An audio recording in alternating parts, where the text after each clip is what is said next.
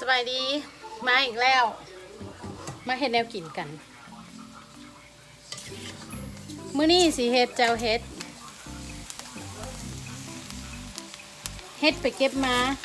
ถักว่ามันค่อยเก็บหอตู้ปุ่นเก็บมาให้ตู้น้อยก็เอามาให้คือกันปิ้งเฮ็ดเนี่ยปิ้งเฮ็ดแบบอเมริกาประเทศซันเนาะบ่มีเตาถ่านคือบ้านเขามีอยู่ทานแต่ว่าขี้ข้านดัง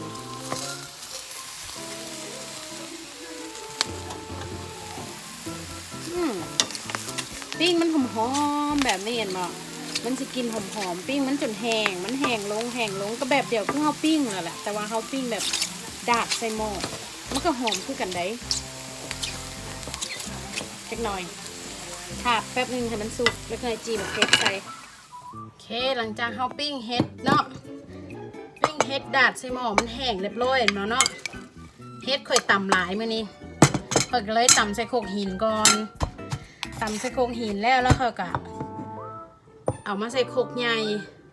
ตัวนี้ใหญ่ตำใส่กันแล้วค่อยกระจังค่อยเอามารวมอันนี้หมักเพชรเผาจี้หมักเพชร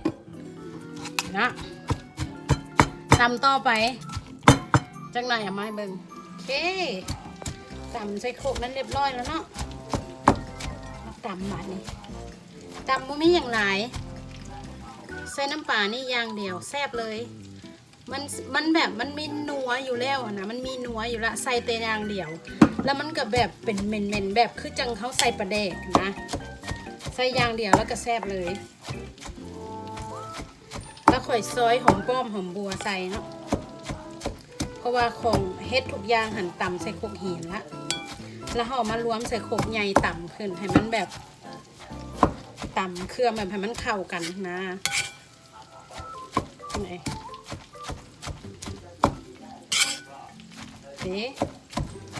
พวกมีอย่างยากแจวเฮ็ด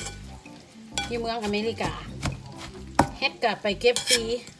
หักทุกคนเก็บมาทุกคนกับตัวน้อยเก็บผมไม่ได้ไปเก็บ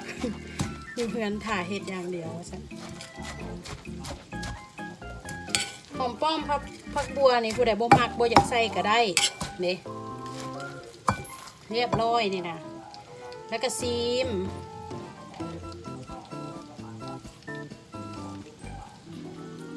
มันก็คือเห็ดเฟืองบ้านเฮาอยู่ไหนซีมแบบไม่ต้องใช้อย่างไรนะ